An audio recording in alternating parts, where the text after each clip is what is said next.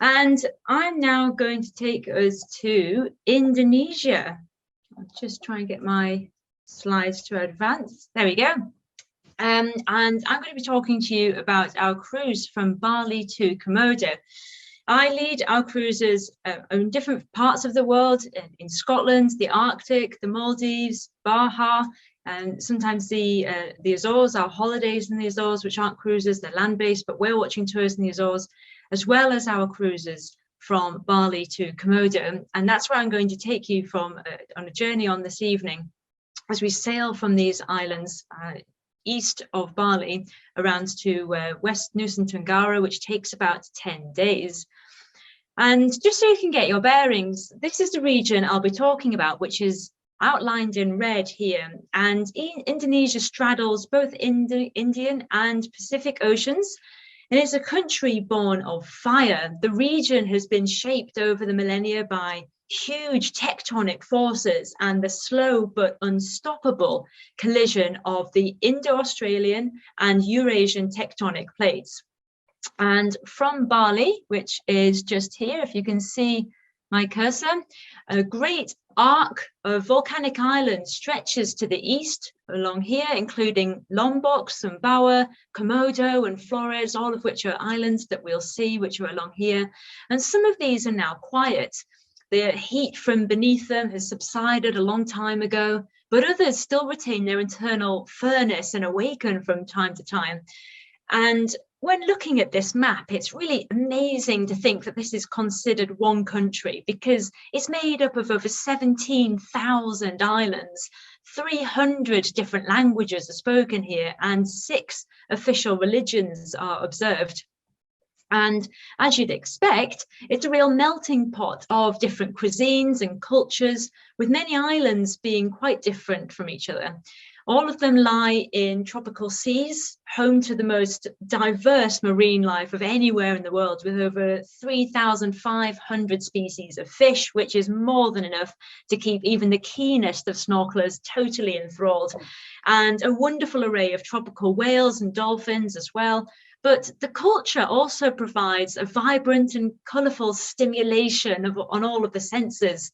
And we've got some images here. There's Pura Bratan, which is a Shiva Hindu temple, food offerings as well, which you'll see frequently in Bali, out on the streets, the edges of temples, outside shops. It's really just a fascinating place.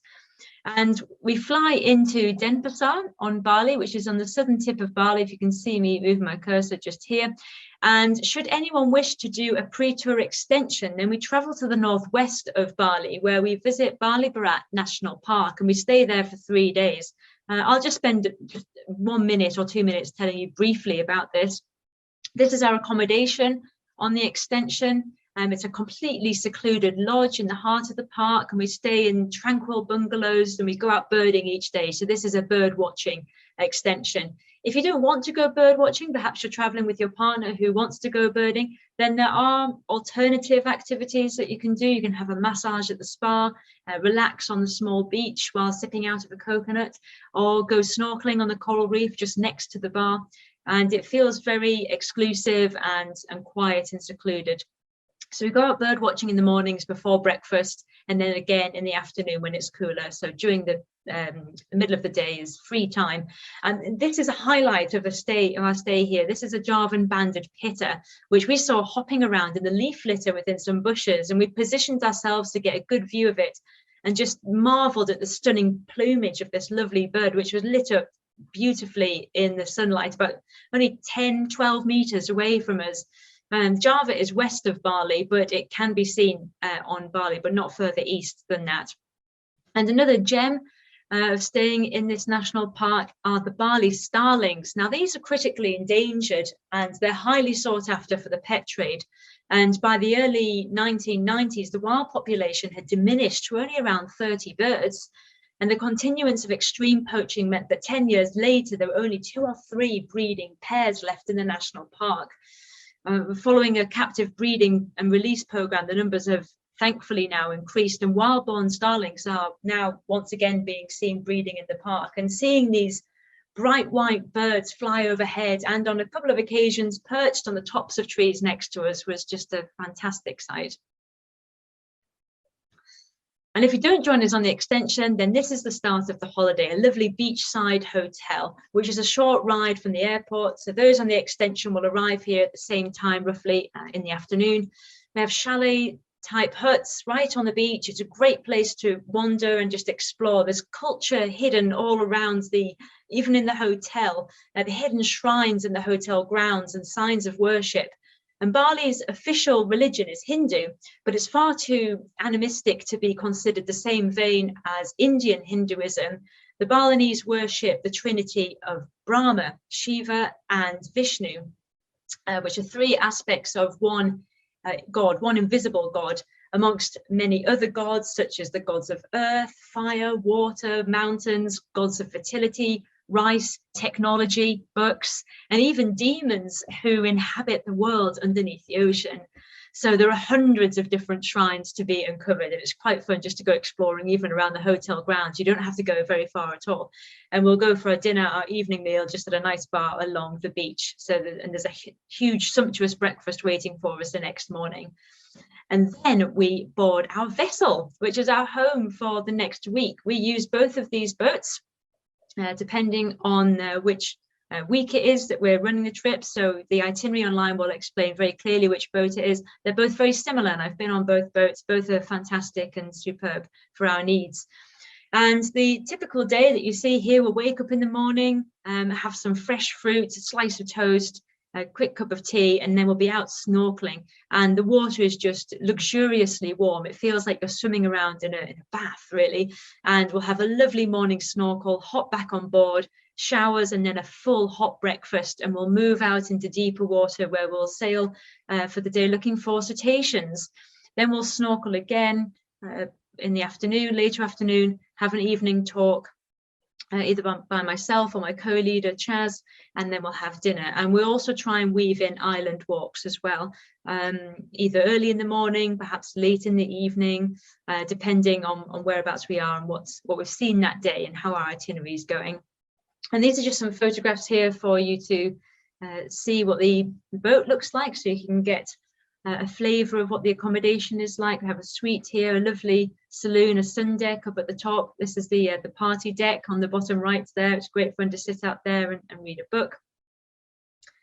And I always encourage people to join me out on deck as well. People can come and join me at the front of the boat to look for cetaceans as we're sailing. The more eyes, the better. I'll be out.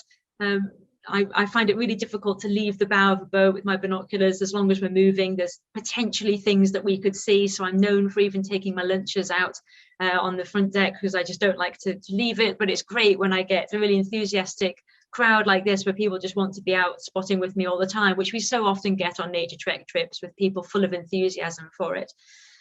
And we've barely even left the island of Bali before our cruise starts to get really exciting, because overnight, if I just move my cursor here, so we'll start in Denpasar and then we start to sail east. So overnight we're going to cross the line of Wallacea, which is an imaginary line here in between Bali and Lombok. And this is where naturalist Alfred Russel Wallace, the co-discoverer of evolution by the process of natural selection, of course, along with our very own Charles Darwin, noted on his travels that Asian flora and fauna gave way to Australasian flora and fauna. So when he arrived from Bali onto Lombok, he expected to hear the sounds of woodpeckers, fruit thrushes, and oriental barbets that he had heard so often in Malaysia, in Borneo, and on Bali.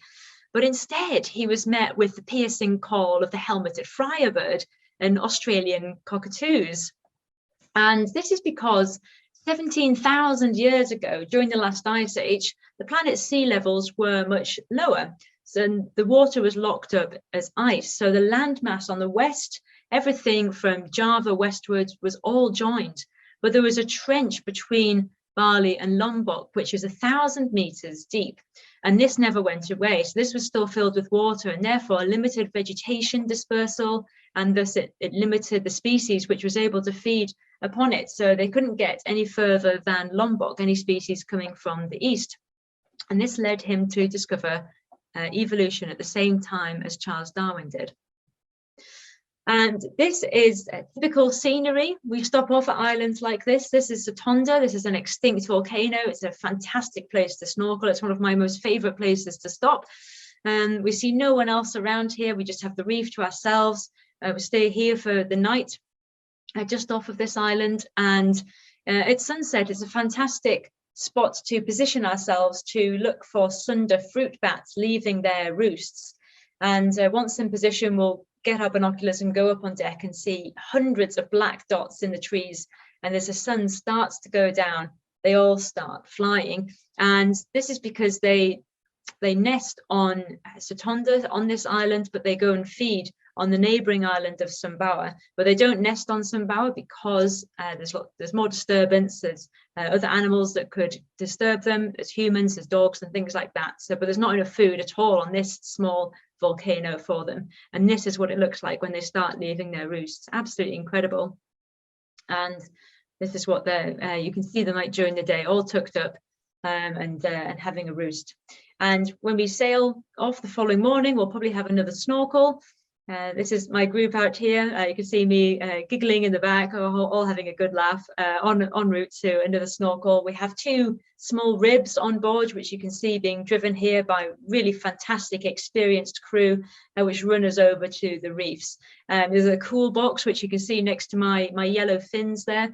And the crew is so well at catering, good at catering for us. When you hand your fins back on board, and they know which fins are yours, and they'll number your fins at the start of the trip, and then they number a water bottle for you, which they keep in this cool box. So I have number 20 still on the underside of my fins, even though I haven't been out to Bali for 2.5 years now because of the pandemic.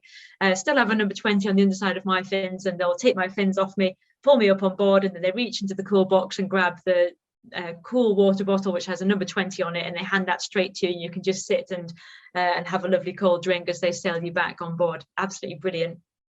And it is just another world under the waves. These are cliffs here which we were snorkeling along, and they're carpeted with coral and sea fans and sea stars and anemones and hiding places for thousands and thousands of fish. And we were swimming here in a channel with apparently barren cliffs above us. And you think, gosh, there's not much to see here. The water looks a little bit dark. Is it too appealing? I'm not sure. You hop in, and then this is what greets you. You don't need to swim too far to enjoy it either. You can just stay in one spot for 10 minutes and keep seeing new things. And every time I watch an episode of Blue Planet, I'm really taken back to the reefs of Indonesia. Indeed, much of it was actually filmed here. The 2 items, species at the top, sea slugs. They're very difficult to find, but we have dive guides on board who will be helping me find them and pointing them out to you. And also an octopus at the bottom left there, and anemone fish. And I'm also very happy to run a fish club each evening to help people ID their photographs. So an underwater camera will be a great companion to take with you on this trip. It's great fun just sitting in the evening trying to get your head around the myriad of fish species that they have there. They've got fish guidebooks on board. You can take your own, and it's great. Just I have clients who enjoy just putting a tick next to the photographs of the species that they've seen in their books, and for memory's sake, really. And the fish vary vastly. Some are stunningly beautiful and make a point of standing out on the reef. They really want to be seen, like this mandarin fish here, absolutely gorgeous. But others opt for camouflage. Now, there are 2 fish in this image, and I wonder if you can see them. I'll give you a few seconds. I'll give you a hint. You're looking for ghost pipefish. If anyone knows what ghost pipefish look like, then it might help you try and find them. But if you've, someone, yeah, Lindsay's raising a hand. Lindsay, I'm going to take that to mean that you can see them. Well done, you get the gold star. So I'll move my cursor here, and we've got 2 fish. We've got one here, and they're hanging vertically in the water with their heads down. So this is the tail of the first fish, and this is its nose here.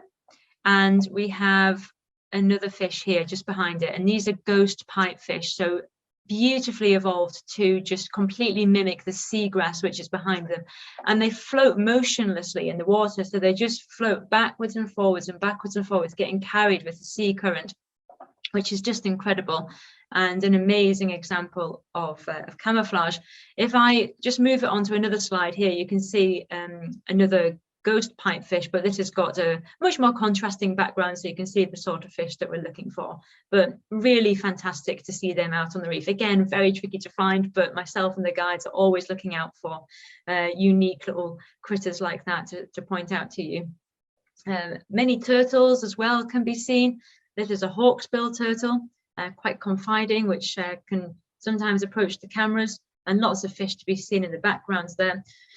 And it's not just turtles, other larger species which we can see on the reefs as well. And my particular favorite species to see has to be this one, which you're about to see here when we dive into the water.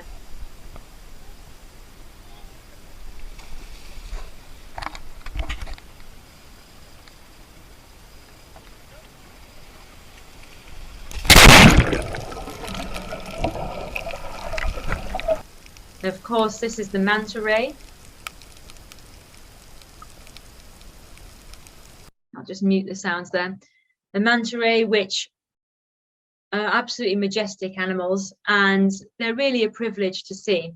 They're feeding here on plankton, which you can see is all the small stuff scattering about in the photograph. It looks like underwater snow in the video, I should say.